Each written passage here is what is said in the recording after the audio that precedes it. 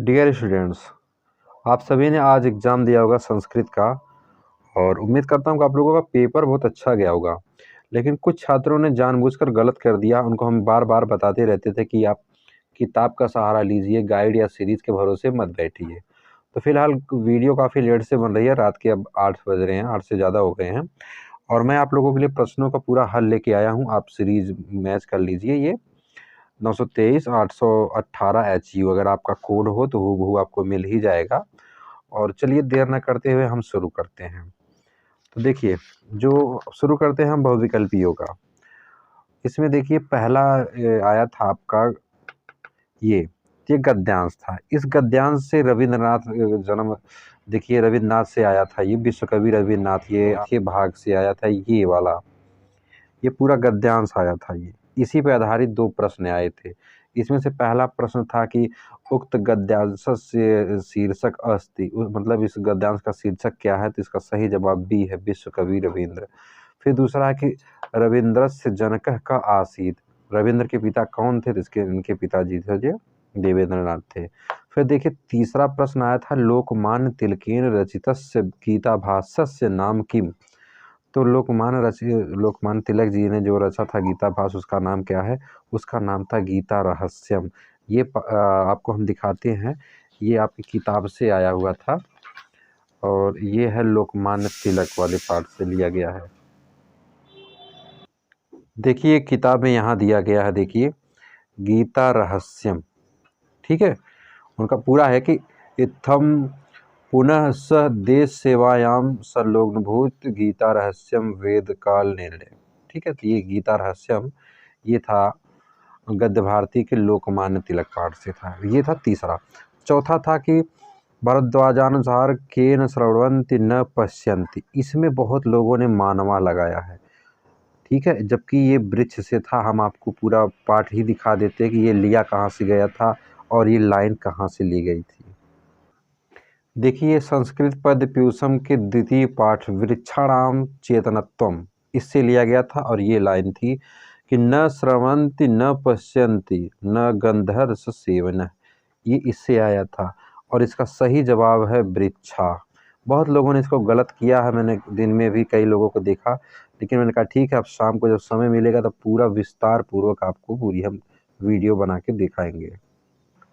देखिए अब ये पांचवा प्रश्न था कि पृथिव्याम कति रत्नानि सन्ति, और ये इसमें भी लोगों ने किसी ने सप्त लगाया, किसी ने पंच लगाया, किसी ने त्रीण लगाया, किसी ने चत्वार।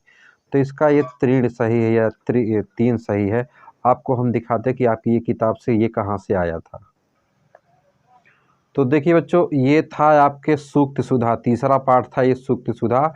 इसमें से आया था कि पृथिव्याम त्रीण रत्नानि जलमन्न सुभाषिताम, ठीक है। ये इससे लिया गया था और ये पृथ्वी में 3 रत्न, यानी कि ये आपका त्रीण जो लिखा हुआ है ये सही है, 5वें का सी। छठवा था आत्मवंशम सर्व किम। आत्मवंशम सर्व किम, इसका देखिए हम कहाँ से था, ये आया था, हम आपको दिखाते हैं। तो छठवें क्वेश्चन का जो आत्मवंशम सर्व किम आया था, इसका दुखम सुखम कष्टम विपद, तो ये आपके 5वें पाठ से आया था विद्यार्थी चर्या। और ये लाइन देखिए यहाँ था कि सर्वात्मवंशम सुखम, ठीक है। तो ये यानी कि आत्मवंशम सर्वकम, तो ये था सुखम, इसका ये बी सही था। बहुत लोगों ने गलत किया, आप लोग कमेंट करके बताइएगा कि आप लोगों ने क्या लगाया। हाँ, ये 7वां प्रश्न जो था ये पूरे प्रदेश भर में चर्चा का विषय था कि गीताली इति काव्यस्य रचयिता कः, क्योंकि ये कहीं नहीं लिखा गया, कहीं किताब में भी नहीं मिला, तो बच्चे बहुत इसमें कंफ्यूज थे। तो मैं आपको बता दूं कि देखिए डॉक्टर चंद्रभानु करके आगे है, ये किताब आपकी किताब में एक पाठ है और ये इन्होंने सुजाता उर्वशी तमाम लिखे हैं, नाटक भी लिखे हैं, तमाम काव्य भी लिखे हैं। जबकि आपकी किताब में डॉक्टर रवि भानु, सूर्य भानु, कवि भानु इनका कहीं नहीं जिक्र है। तो हो सकता है इनके किसी रचना का कुछ नाम गलत दिया हो या क्या दिया हो, लेकिन चंद्रभानु आपके हैं सिलेबस में। हम आपको दिखाते हैं कि वो कौन सा पाठ है। देखिए आपका ये 7वां पाठ था जीवाद्य भारत वर्षम, यही गीत जो था ये चंद्रभानु त्रिपाठी हो सकता है, इसी गीताली का नाम दिया गया हो, लेकिन कहीं गीताली इसमें नज़र नहीं आया, इसलिए कन्फ्यूज़न है। ठीक है, तो इसलिए चंद्रभानु के अलावा पूरी किताब में और किसी का नहीं है, तो इसका चंद्रभानु ही माना जाएगा। फिर देखिए 8वां प्रश्न था कि किम नाटकम दृष्ट्वा गांधिनः हृदयम परिवर्तनम, कि मतलब गांधी जी को कौन सा नाटक देखने को उनका हृदय का परिवर्तन हुआ था, तो वो था हरिश्चंद्र। हम आपको दिखाते हैं कि वो किस पाठ में था। तो आपके जो था ये हरिश्चंद्र, ये आपके कथा नाटक कौमुदी के प्रथम पाठ से महात्मन संस्मरण से लिया गया था। और ये देखिए इसमें था कि हरिश्चंद्राभिधे तस्मिन् नाटके राज्ञ हरिश्चंद्रस्य चरित्र चित्रितम। ठीक है, तो उनके घर के समीप ये नाटक हुआ था, तो वह के इनके हृदय में परिवर्तन हुआ था। तो 8वें का ये सी माना जाएगा ये। ठीक है, 8वें का ये सी सही है। फिर है देखिए राजा भोज कस्य नगरस्य आसीत्, तो राजा भोज धारा नगरस्य आसीत्, हम उसको दिखाते हैं कि ये किस पाठ से लिया गया है।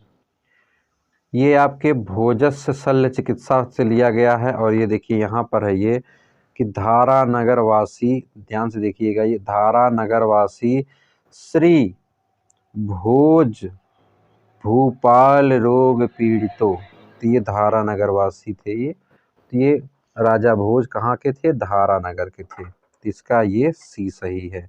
फिर देखिए था अध्यापक आप्ताबम कस्य चरित विषय प्रश्नम अपृच्छत, इसमें बहुत सारे बच्चों ने गलत किया है, क्योंकि इसमें ईसा मसीह का भी था, गुरु गोविंद का भी था, बुद्ध का था। तो उसमें ध्यान देने वाली बात ये थी कि ये पहले पैराग्राफ में ही था। हम आपको किताब में दिखाते हैं कि इसका सही उत्तर क्या है। ये जो प्रश्न बना था कि अध्यापक आप्ताबम कस्य चरित विषयत, ये आपके 7वें पाठ के वयम भारतीया इस पाठ से लिया गया था। और देखिए ये लाइन थी कि अध्यापक ने पूछा, भो छात्र, मतलब हे छात्र, अहम सामान्य ज्ञान विषयम प्रश्न पृच्छामि, मतलब मैं तुमसे सामान्य ज्ञान के विषय का प्रश्न पूछ रहा हूँ आफ्ताब। कथय महात्मनो बुद्धस्य चरित विषय तुम किन जाने से, मतलब महात्मा बुद्ध के चरित्र के विषय में तुम क्या जानते हो। तो ये वही प्रश्न था कि उन्होंने किसके चरित्र के विषय में प्रश्न पूछा, तो ये बुद्ध के, मतलब बुद्धस्य के चरित्र के विषय में प्रश्न पूछा था। इसमें बहुत से बारे बच्चों ने देखिए, इसमें देखिए ईसा मसीह का भी था, गुरु गोविंद का था, इसमें कंफ्यूज हो गए थे। लेकिन सही जो है वो था महात्मा बुद्ध के चरित्र के विषय में उन्होंने पूछा था। चलिए बढ़ते हैं हम 11वें प्रश्न की तरफ। ऐसे ही आप लोगों ने छोटे छोटे गलतियां करके आप लोगों ने गलत कर दिया, नहीं तो अगर किताब पढ़ते तो आप लोगों को सारा सब कुछ मिल जाता। एच प्रत्यय के वर्ण हैं, एच प्रत्यय के वर्ण देखिए इसमें सी लगा हुआ है, लेकिन हम आपको किताब में दिखाते हैं कि ये कहाँ था। तो ये खंड ख से व्याकरण अनुवाद एवं रचना से आया था। आपका प्रत्याहारों का सामान्य परिचय, पर्चों का वर्णों का उच्चारण देखिए। तो यहाँ पर 14वें नंबर पर यहाँ पर देखिए एच ए ओ ए आओ, एच प्रत्यय यहाँ 14वें नंबर पर दिया था। और यहाँ पर देखिए एच प्रत्यय का ए ओ ए आओ, ये तो सी सही है, 11वें का सी सही है। ए वर्ण का उच्चारण स्थान कहाँ है? तो ए वर्ण का उच्चारण स्थान तो आपको पता होता है कि ये है कंठ तालु।